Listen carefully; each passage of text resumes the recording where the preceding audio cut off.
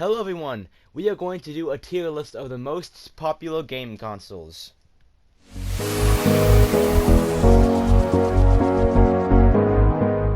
Alright, so the first one is the Atari, which is the very first game console that you could put into your house.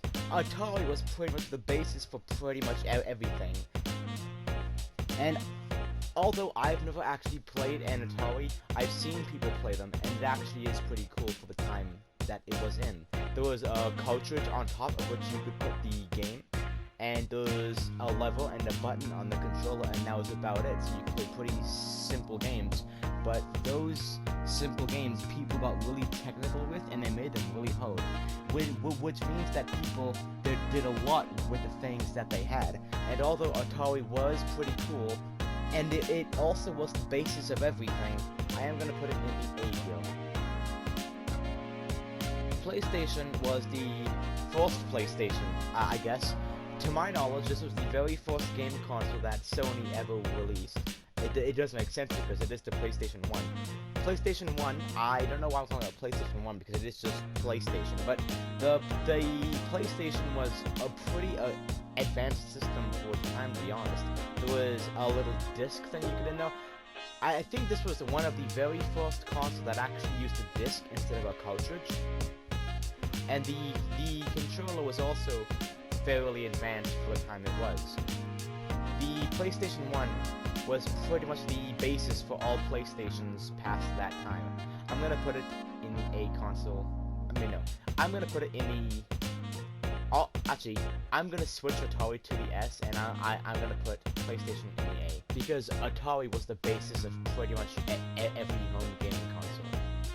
Okay, PlayStation 2 didn't have much, so pretty much the only difference from PlayStation 2 and just the normal PlayStation was the specs were a lot better. And although the specs were a lot better, there wasn't really anything much new to it. It did have a few new features, but there wasn't much going on because the success of the original PlayStation was so massive, they couldn't really do much with the PS2 because they didn't want to change a lot of stuff that the people liked for the original PlayStation. So although it is a decent system and obviously was an upgrade from PlayStation, I am going to put it in the C tier because there wasn't much of a change besides for specs. Xbox. This was the original Xbox, and like the PS1, is pretty much the basis for all Xbox. I'm not sure 100% for this, but I'm pretty sure Xbox came out the same time PS2 did. I thought I thought the original Xbox actually did come out when the original PlayStation did, but apparently it was for PlayStation 2. Anyway, Xbox was slightly better than PlayStation 1, but not as good as PlayStation 2. But considering that this was the very first console that Microsoft ever made, I'm gonna put it in the B tier because it was slightly better than the PlayStation. However, for its time, they could have done something more along the lines of the PlayStation 2, where they did have better specs. So although this was their first console, this was in a time where they had more technology to do things. PlayStation 3, I'm already gonna say where I'm gonna put this. I'm gonna put it in the S tier because PlayStation 3 was, to my knowledge, one of the very first. Because PlayStation 3 was the first generation where you could play online. PlayStation 2 you couldn't do that. At Xbox you couldn't do that. But PlayStation 3 and the Xbox 360 were the first consoles where you could actually play online. The specs were also a lot better than PlayStation 2 compared to PlayStation was. So I'm gonna put it in the S tier because it was just such a much more powerful machine. Xbox 360. This was actually one of the first consoles that I really got devoted to.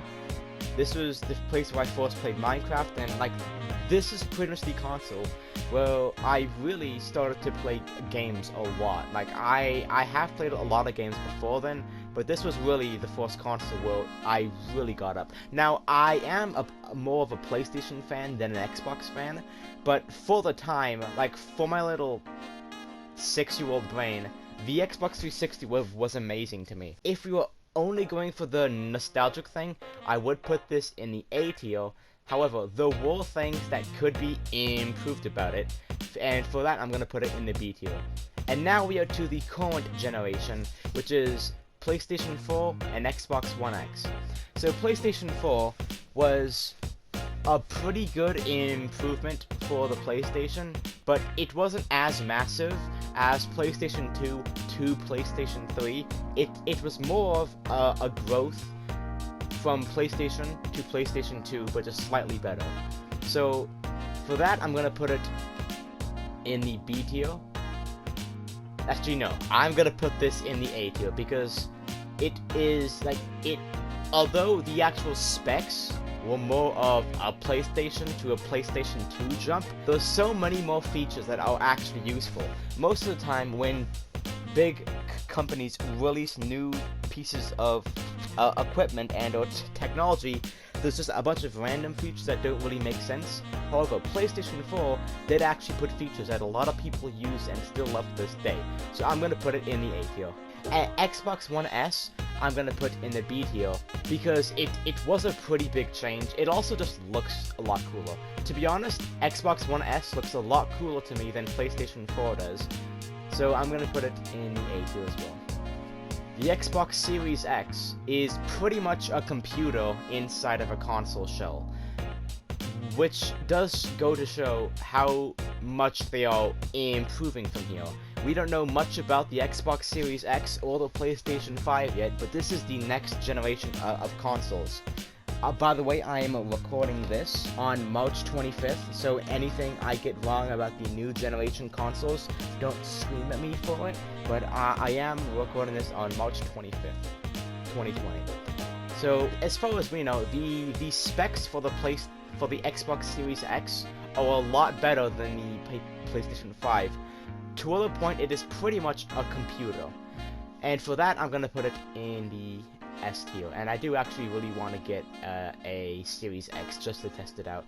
PlayStation 5, this looks awesome, to be honest. It is not as good from at least what we know, it is not as good as the Xbox Series S, but it is pretty cool. I'm gonna put it in the A tier because there's out of the new features that we've seen, to be honest, the PlayStation seems to be going towards more of the route where they're giving features that don't really are necessary. However, none of us have really tested them yet. For instance, the touchpad on the PlayStation 4 was somewhat of a useful thing.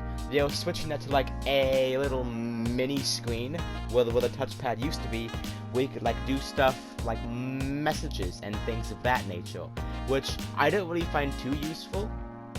However, no one has really tested it yet, so you don't really know what it can do and what it's used for. Like, we don't know much about the PlayStation 5 compared to the Xbox Series X, but the spec jump from PlayStation 4 to PlayStation 5 is actually about PlayStation 2 to PlayStation 3. It does have that, like, it does have a pretty massive jump though, but the features aren't as good. So I'm not going to put it in the S tier, I'm going to put it in the A tier because the features themselves aren't as good, although the specs are pretty good.